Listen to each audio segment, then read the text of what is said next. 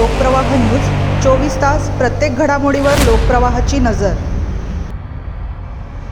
राज्य उत्पादन शुल्क विभागाने जळगाव जिल्ह्यात अवैध हातभट्टी निर्मिती व विक्री विरोधात 29 मे 2026 पासून विशेष मोहीम हाती घेतली असून अधीक्षक डॉक्टर VT भूकन यांच्या मार्गदर्शनाखाली विविध तालुक्यांमध्ये धडक कारवाया करण्यात आल्या आहेत। 9 जून रोजी रावेर तालुक्यात अधीक्षक डॉक्टर VT भूकन यांच्या मार्गदर्शनाखाली विशेष मोहीम राबवण्यात आली। यावेळी रावेर पोलीस ठाण्याच्या हद्दीतील खिरवड व लोहारा येथे 4 गुन्हे तर निंभोरा पोलीस ठाण्याच्या हद्दीतील पुरी तालुका रावेर येथे 2 गुन्हे दाखल करण्यात आले। या कारवाई दरम्यान 95 लिटर तयार हातभट्टी दारू तसेच 4020 लिटर कच्ची दारू नष्ट करण्यात आली। सदर कारवाई भरारी पथकाचे निरीक्षक अशोक तारू, दुय्यम निरीक्षक योगेश सूर्यवंशी, चोरवड सीमा तपासणी नाक्याचे दुय्यम निरीक्षक देवेंद्र सूर्यवंशी तसेच सहाय्यक दुय्यम निरीक्षक नरेंद्र पाटील, राहुल सोनवणे, विठ्ठल हाटकर, नंदकिशोर पवार आणि गोकुळ अहिरे यांनी केली।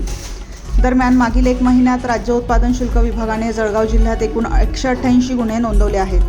या कारवाईत 350 लिटर देशी दारू, 382 लिटर बनावट ताडी, 98,005 लिटर कच्ची दारू तसेच 3,607 लिटर तयार गावठी हातभट्टी दारू असा एकूण 44,74,175 रुपयांचा मुद्देमाल जप्त केला आहे। अवैध मद्य निर्मिती आणि विक्रीला आळा घालण्यासाठी राज्य उत्पादन शुल्क विभागाची मोहीम पुढेही अशीच सुरू राहणार असल्याचे विभागाकडून सांगण्यात आले आहे।